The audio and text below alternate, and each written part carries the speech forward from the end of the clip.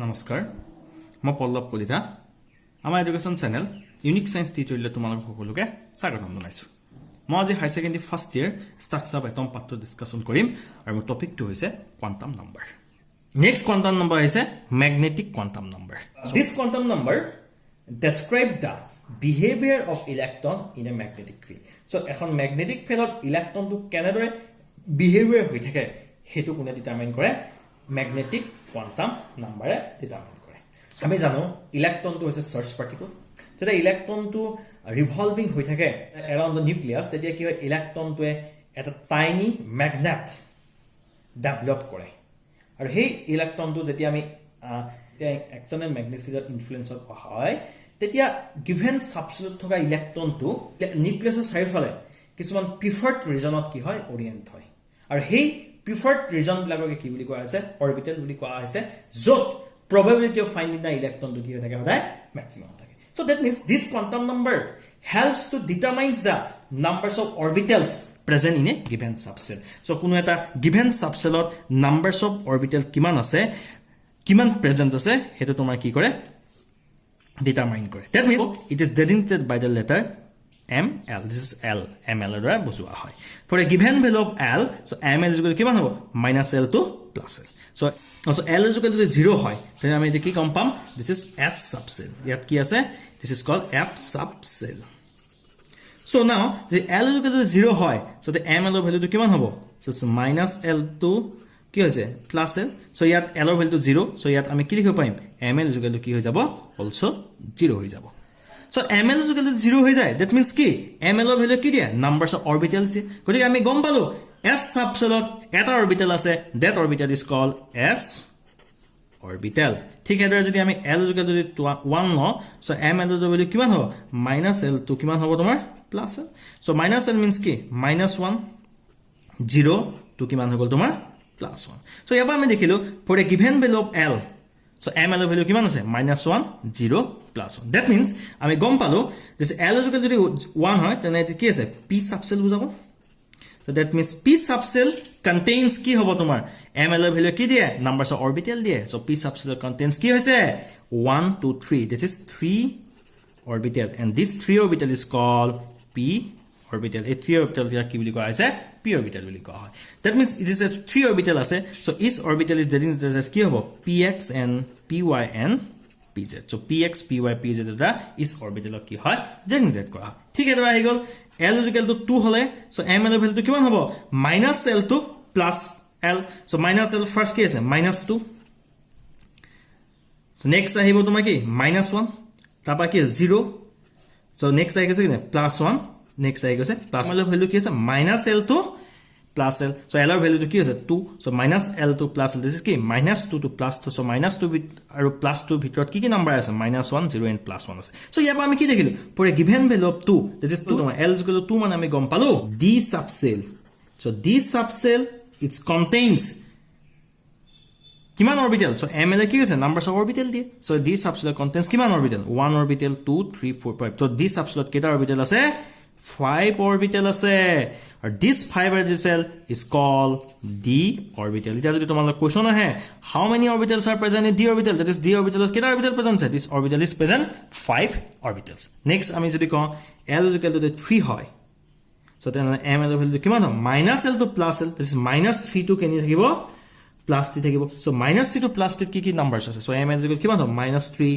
-2 -1 0 so +1 +2 and +3 so that means 1 2 3 4 5 6 7 so ml কিমান আছে numbers of ml কি দিয়ে numbers of orbital দিয়ে so কেইটা orbital আছে ইয়াৰ পৰা আমি গম পালো 7 orbital আছে so now l is equal to 3 this l is equal to 3 মানে কি আছে f subshell so f subshell of numbers of orbital কিমান আছে 7 orbital আছে so now question আহিব পাৰে how many orbitals are present in f subshell only 7 orbitals are present in f subshell or numbers of orbitals কোনে দিয়ে this ml দিয়ে ml মানে কি হয় magnetic quantum number so magnetic quantum numbers value will depend কি হবত কৈ থাকে l ৰ ওপৰত কৈ থাকে l ৰ value কি হবত depend কৰি থাকে l ৰ value to n ৰ ওপৰত depend কৰি থাকে that means আমি এই যে তিনটা quantum number পঢ়িছো one is a principal quantum number another is a angular momentum quantum number another is a magnetic quantum number each quantum number is dependent on each other so now for a given value of L, ML is equal to minus L, 0 plus L. For this, for example, L is equal to 0, so ML is equal to 0. So that means L is equal to 0 means at subcell. So ML is equal to 0, this is one orbital is present in this subcell. So therefore, we can write H subcell has only one orbital called S orbital. Again, L is equal to 1, so ML is equal to minus 1, 0, plus 1. So that is P subcell. L is equal to 1 মানে কি হৈছে P subcell. So P subcell contains 1, 2, 3. So therefore contains 3 orbitals. Call কি হৈছে? This is called P orbitals. Are indicated as কি?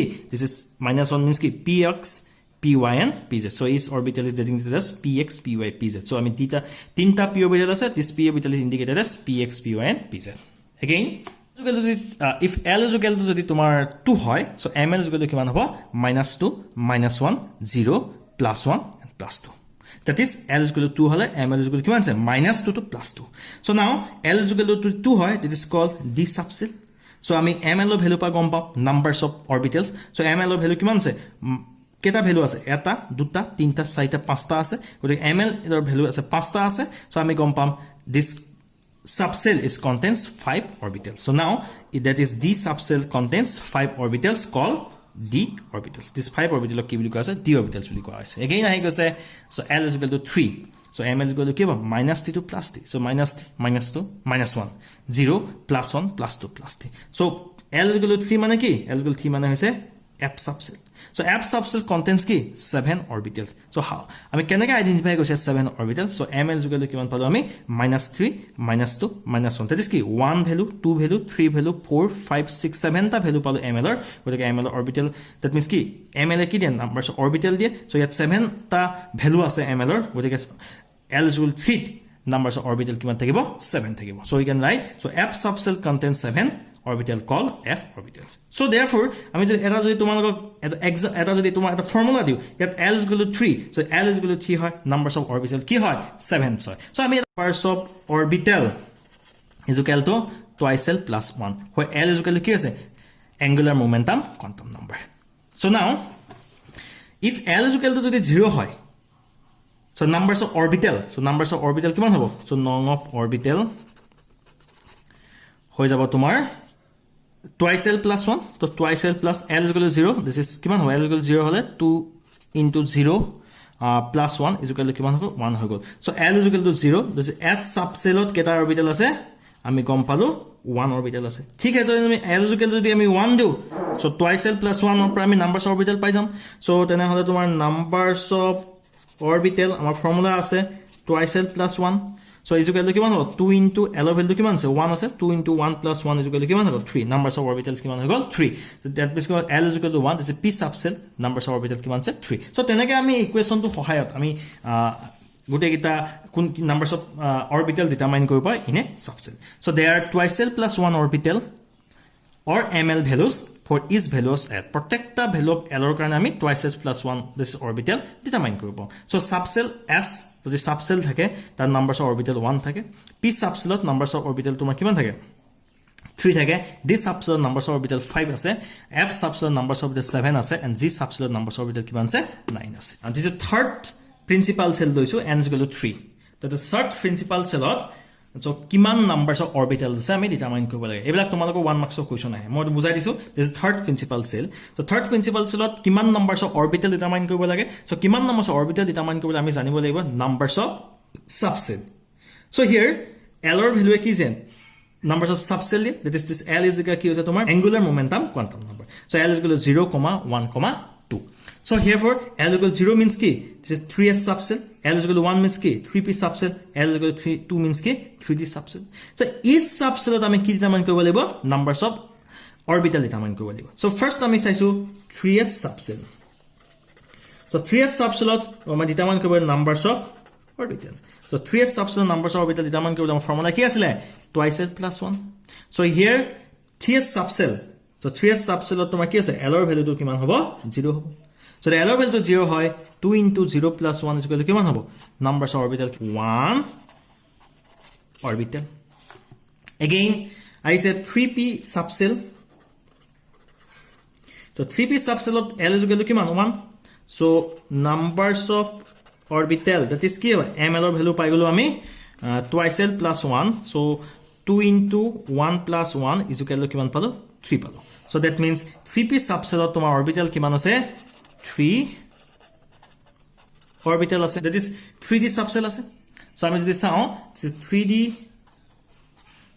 this is 3d subshell so 3d subshell l of value তোমাৰ হৈ গল 2 so l of value যদি 2 হয় so long of orbital that means ml of value to আমাৰ আহি গল কিমান twice l plus 1 that is twice l plus 1 is l of value 2 so 2 into 2 plus 1 is equal to কিমান হৈ গল total orbital কিমান আহি গল 5 that means in this subshell in 3d subshell numbers orbital কিমান হল 5 so now it contains in 3d subshell contains কিমান আছে 5 it is called 5 orbital so now in case of n is equal to 3 this is third principal cell jitu ase the third principal cell numbers of orbital kiman ase this is 1 plus 3 plus 5 total numbers of orbital kiman hoise 9 orbital ase so ami gom palo in third principal cell contains 9 orbital so amar center to side howa karone tumalok hokoloke dhonyabad thakil so amar class to jodi kiba buji pona amar comment section comment koriba ami nijok improve koribole try korim amar center jiman par share koriba subscribe koriba dhonyabad